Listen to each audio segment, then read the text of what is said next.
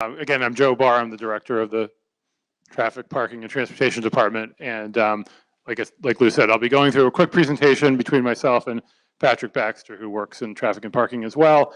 I think if we get through the entire presentation, it may answer many, but I'm sure not all of your questions. So hopefully we can do that. And then we'll leave plenty of time for Q&A at the end. I'm going to go through some background, what we've been doing over the last month, and then what comes next, and then get to Q&A. I did want to point out, as I think most of you know, we do have a website where we're posting updates as quickly as we can as information becomes available. And then Brooke McKenna, who many of you met as you walked in, is the key point of contact. He's right over there. And so if you have any questions, either at the end or want to email or call her, that's her contact info. And again, please make sure you sign up for our email list as well as the community list so that we can keep you up to date on all of the information that's out there. I did also want to mention, I believe we have a representative from Senator Pat Jalen's office, Zoe, down here in the front. So she is represented as well. So just to get to the point that the city manager mentioned, this is a list of everyone who was invited to the meeting. As was said, the state agencies that were invited, we do not have control over. We can't make them come to a meeting. We did invite them and we emphasized the importance of it. The representatives from the Federal Railroad Administration did want to be here. I spoke to them this morning. Unfortunately, one is on vacation and the other is traveling for work already. But they've been in touch with us on an almost daily basis and have been very helpful to date in terms of trying to work with us on this. So I would say that they've been definitely allies in what we're trying to accomplish. So just to go over the current status, of what we've done, as was said on June 29th at 3 p.m. You probably all wrote it down or remember it. That's when the exact minute, according to the bulletin order, when the horn started sounding. We received less than 3 hours notice, and it was after business hours for the city since offices close at noon on Fridays. So we didn't know about it any earlier than anyone else did in terms of when the whistles actually started blowing. It happened because the Keolis, which is the MBTA's contractor for the commuter rail, was doing a compliance review and discovered the fact that, as was mentioned, that there was no paperwork on file for the quiet zone, and in fact, it had never been an official quiet zone. And so that's what led to this occurring.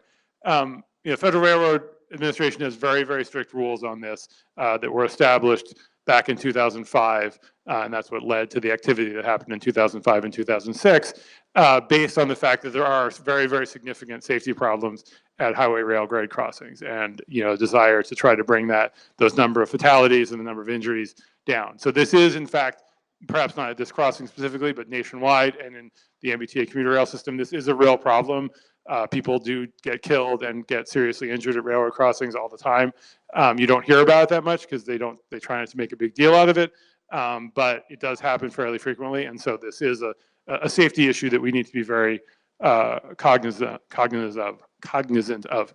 The rule, like I said, was passed in 2005. It's 49 CFR Part 222. If you're interested, or many of you I think already have looked it up online. It's a very complicated regulation, but basically it requires that locomotives sound their horns, the four notes you've been hearing, at any railroad grade crossing unless it is officially established as a quiet zone. And I'll get into what that means in a minute, but that's sort of the background of how we got to where we are. It's also important to understand kind of roles and responsibilities. So the city doesn't operate the railroad, obviously. We have no control over the railroad itself. Railroads were here long before roads and cars were here, and so they get precedence over cars and local roadways. So we're responsible for the road. We're responsible for any upgrades to the road itself and maintenance, what have you. And unfortunately, or for better or for worse, we're also responsible for the cost of establishing a quiet zone. Although, as the city manager mentioned, we don't see that as the financial piece of this as a significant obstacle given the importance of the issue. MBTA and Keolis, as its contractors, operate the railroad. There's also a small amount of freight service, as I'm sure many of you know, from Pan Am Railways along there. In terms of the crossing gates themselves, those are owned and operated by the railroad. They're not City of Cambridge owned devices, and we have no control over them directly. We'll get into this in more detail in a minute, but we have no ability to make upgrades to those ourselves. We are not allowed to touch them. They're railroad equipment. They're extremely safety sensitive, and we would be exposing ourselves to both safety issues as well as tremendous liability if we were to try to go in and do anything to the railroad signal system, which is a hugely complicated piece of machinery or equipment to deal with. MassDOT, which is the state DOT, has responsibility for oversight of both railroad safety and of highway safety, so they have a sort of oversight role in this, although not a direct role since they don't own the street. And then the Federal Railroad Administration promulgates and controls the regulations. Federal rulemaking is an extremely complicated, drawn-out process, so it's much quicker to go through the process of complying with it than to try to do anything to change the rule. And this was a rule that went through a lot of debate back in the early 2000s that led to the final rule in 2005. So, they'll be reviewing what we propose, and they'll also be looking if we propose something, an alternative, an ASM as it's called, and we'll get into that in a minute. An alternative safety measure, they have to review that and approve it prior to implementing it, as opposed to the more standard safety measures that we're looking at. So since the 29th, what have we been doing? And I know there's been some concerns about, are we taking this seriously? And hopefully you'll believe me when I say we really have been, and we've been talking about this on a daily basis since the 29th. So we found out, like I said, on the 29th, just like you all did. We visited the next week, which was the week of July 4th. We visited on site several times. We've been out there with Vice Mayor Devereaux and talked to some residents about the issues and observed the crossing, and certainly agree that the train horns are extremely disruptive, and that's just standing there during the day, much less being there in the evening. We met both internally, that same week we also did start to have discussions with the FRA about the issue to better understand the requirements and really get up to speed on what we needed to do moving forward. The next week, we had a number of internal meetings and updates just to make sure we were all on the same page and understood what the next steps needed to be, and we started discussing holding a meeting because we knew that we needed to update the community as soon as possible. And we had further discussions with FRA and really got sort of down into the details.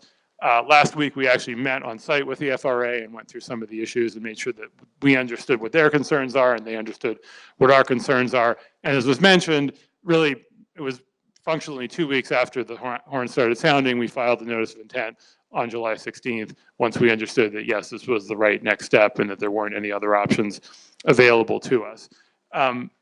Today, obviously, we're having a meeting this evening to update folks. As the city manager mentioned, we also sent a letter to the MBTA earlier today based on feedback from the community and the letter that Representative Capuano sent, basically saying, yes, we agree that the only really immediate short-term way to address this is to reduce the speed of the trains to 15 miles per hour and deploy a flagger. And although that is, I don't think, something that the T would consider as a long-term solution forever and ever, it's not an unreasonable thing given the situation to ask for at this point in time. So we did submit that request. We don't know how that will be received, but we certainly feel strongly, as you all do, that that's the thing that they could do in the immediate short term that would help to address this issue. So I'm going to turn it over to Patrick to talk a little bit about the specifics of the quiet zone and what we're proposing to do in the immediate and long term.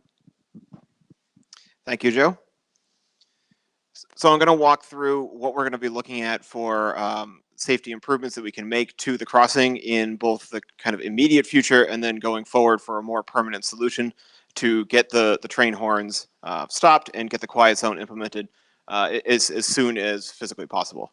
So the process starts with a review of the operational and safety data. We have to run it all through a calculator that the Federal Railroad Administration provides in order to evaluate what the existing risk is, what that risk would be if the train stopped honking its horn, and then what that would be if we installed additional safety measures.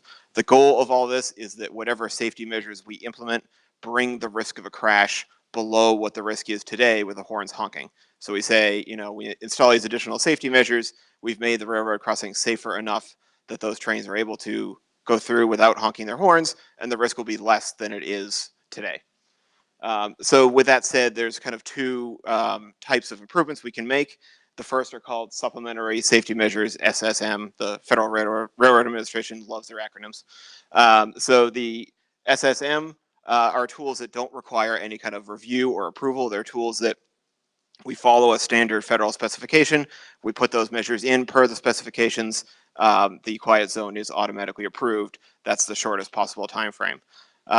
There are then alternative safety measures, ASM, and those are basically kind of a modified version of those supplementary measures. Those require additional reviews because you're doing more of a custom implementation. There is a review time on that is kind of in the 6 to 8 month time frame. So we wouldn't be looking to do that as the immediate short term for the train horn situation, but we would be looking at that as kind of a medium term improvement for a slightly lower impact improvement. So that said, just kind of an overview of the three main tools in the toolbox for this crossing of what can be done to establish the quiet zone. So the first is what we call a quick build median. It's the quick curb along the center line of the road, along with the delineators that are attached to that curb. They prevent a vehicle from, while they're sitting there on the approach, if they think maybe the train isn't coming and they want to go around the gates, this curb prevents that vehicle from going around. It still allows the possibility if an emergency vehicle, for whatever reason, needs to be able to cross the road, they can drive over those delineators and be able to get to the other side of the road. Installing this for a minimum of 60 feet per the federal guidelines is sufficient to lower that risk and establish the quiet zone. The second is a raised median. So picture, instead of the kind of quick build solution of the plastic quick curb bolted into the road, you could actually have a raised concrete median. This requires more width, more time for construction. And then the last is railroad quad gates. So having the full closure gates that come down from both sides of the roadway and ensure that a vehicle is not able to kind of cross over the yellow line and drive through on the wrong side of the gates and possibly attempt to avoid the delay and then possibly cause a crash. If those are installed, then the additional safety measures are not necessary because there's no longer a risk of the vehicle crossing that center line.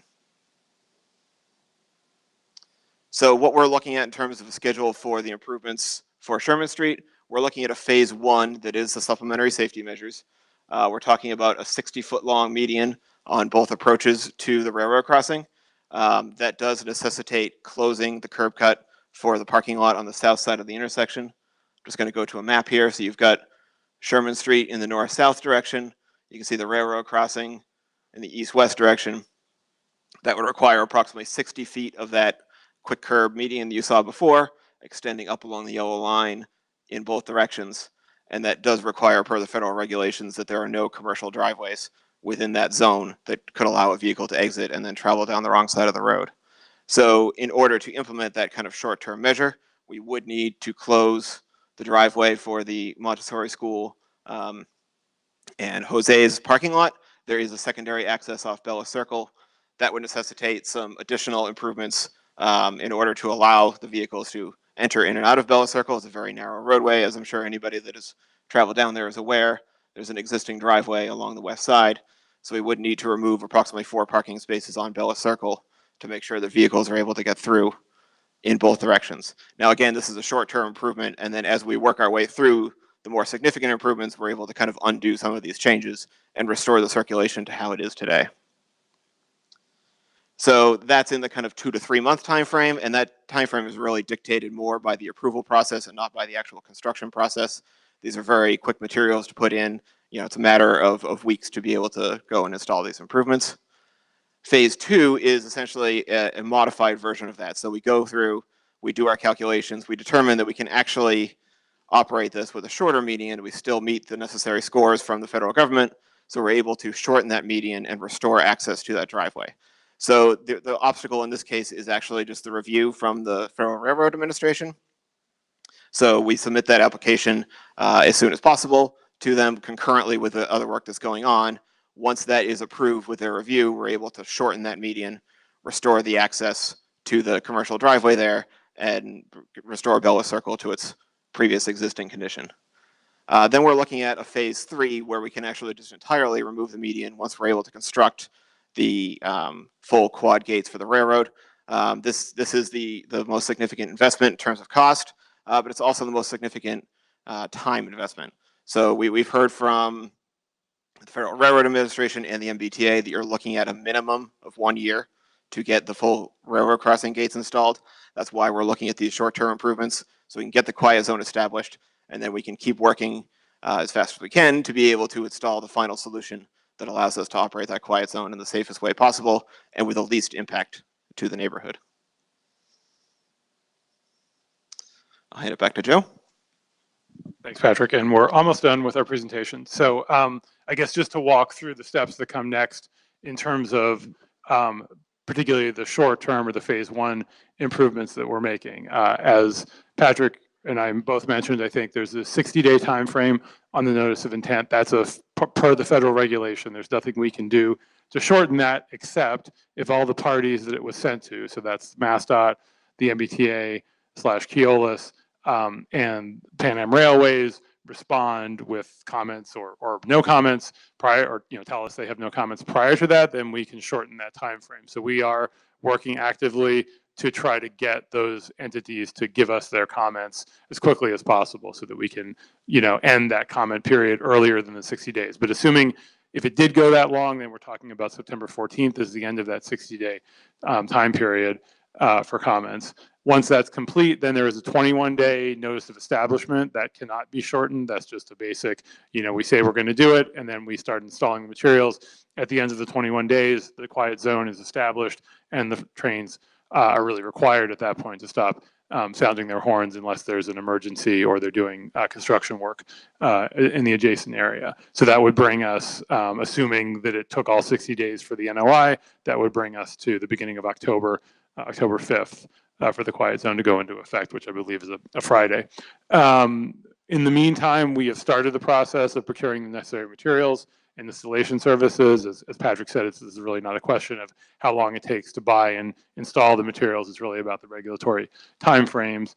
And we're continuing coordination with all of the other agencies, as well as with the others. We had a very, I think, productive meeting this morning with representatives from the Montessori School. And obviously they have concerns about the impact, but understanding kind of what the trade-offs are, I think we can hopefully come to a good place on that. So I think that was a very good initial meeting. There's other abutters that we need to talk to both on the north side as well as along Bella Circle. We're double checking to make sure that all the equipment on the railroad side is what it needs to be in order to qualify even for this type of quiet zone. And we got some good news on that in terms of the type of equipment that's been installed there, that it is the right type of equipment. We heard that actually earlier today. So we feel good about not needing to make any major upgrades in the short term to the railroad crossing equipment. And again, keep continuing to coordinate with the FRA and just making sure that we're not missing something, we're not, missing a step or not giving them the information they need in order to be able to, allow this to occur without any hiccups. And so again, as I said at the beginning, we've had, I think, very good discussions with them, and they've been extremely helpful and responsive so far. So we don't expect that to change for any reason. And they certainly understand that this is a critical concern for the local neighborhood.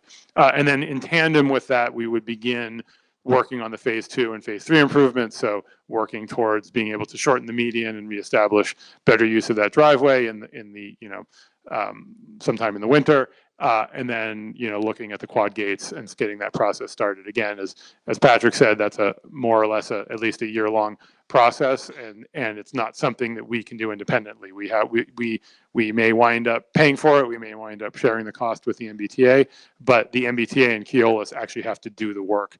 We cannot hire a contractor and have it done on our behalf. It has to be done through their staff or through their contractors, and that's just the realities of how railroad equipment works. And so that's probably the biggest rate limiting step, is just getting it through their process. We'll obviously try to expedite that as quickly as possible, because we certainly recognize that the full closure 4-quadrant gates are the best solution, both from a safety perspective and from a community perspective. And we do want to get there as quickly as possible. But I firmly believe that if we tried to make that our only approach, then we'd be sitting here again in 6 months having the same conversation, and you'd still be having to listen to the horns. And that's obviously not our goal. Our goal is to try to address this as quickly as possible, and in the most efficient way possible. So I think with that, we are done with our talking, and actually Lisa Peterson, who's the Deputy City Manager, is going to help moderate the Q&A session.